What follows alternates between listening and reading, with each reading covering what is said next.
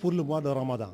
Le bureau régional de la Ligue islamique mondiale, connu dans le domaine du social et de la santé, se veut un trait d'union entre le Royaume d'Arabie Saoudite et les pays de l'Afrique de l'Ouest, dont le Sénégal. Là, nous sommes au dernier virage de ce journal, la revue de la presse de ce jeudi 8 avril 2021. C'est avec Abdou Khoudos Diallo. Rapport d'Amnesty International sur les droits humains, le Sénégal dans le rouge à la une de Tribune. Recours excessifs à la force, atteinte à la liberté d'expression et d'opinion, homicides ciblés, centres de détention surpeuplés, atteinte sexuelle sur les enfants, accaparement des terres. Le Sénégal est aussi épinglé pour expulsion forcée, relève le confrère. En tous les cas, dans un pays démocratique, les émeutes auraient entraîné une démission du gouvernement. Conviction de Mamadou Diop Decroix à la une de Walf au quotidien. Le secrétaire général d'AGI doute de la bonne foi du chef de l'État qui a promis des milliers d'emplois et des élections locales transparentes. Dans cet entretien accordé au journal du groupe Walfadjri, Mamadou Diop Decroix avertit aucun pyromane ne peut brûler notre tissu social. Et il souligne que le président Macky Sall a passé sous silence les émeutes de mars dernier d'une part. D'autre part,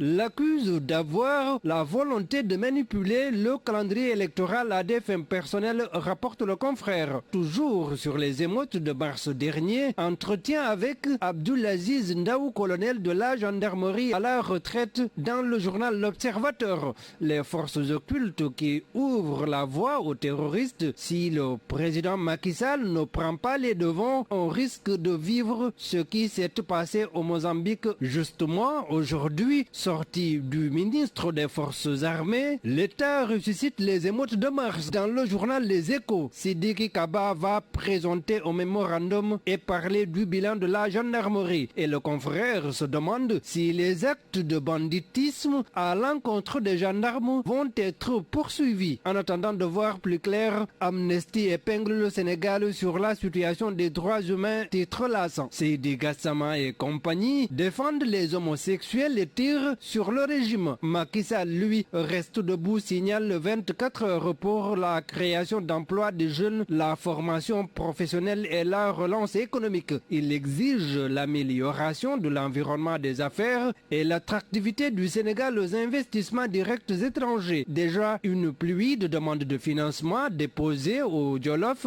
dans l'espoir de capter une partie des 350 milliards de francs CFA destinés aux jeunes. Macky pris pour Père Noël affiche sur soi. À partir de ce jeudi, un cabinet d'experts pluridisciplinaires va séjourner dans le département pour optimiser les demandes, éviter les redondances et organiser les marchés. Note le journal. Dans ce sens, d'ailleurs, informe le quotidien gouvernemental, une réunion présidentielle est prévue en fin juin pour réussir la territorialisation de l'emploi des jeunes au niveau des collectivités territoriales. Peut-être le troisième mandat en marche s'interroge sur le quotidien au regard des meetings et transhumances tous azimuts.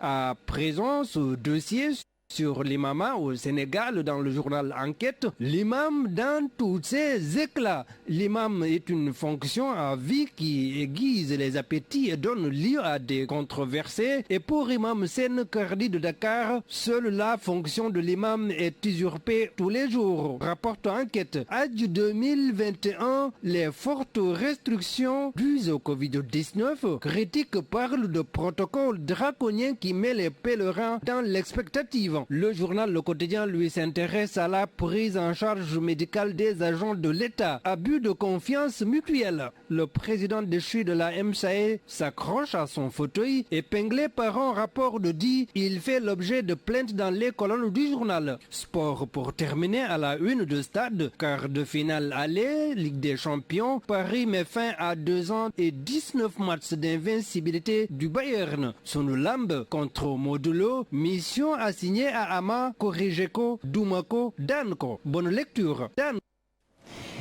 Merci à vous, Abdou Khoudoss Diallo, pour cette revue de la presse qui clôt d'ailleurs cette édition, assurée du côté technique par Adjaratou Penda Diallo Gueye avec l'appui de Modou Fall.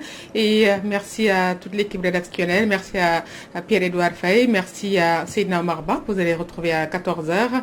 Et tout de suite, la mi-journée.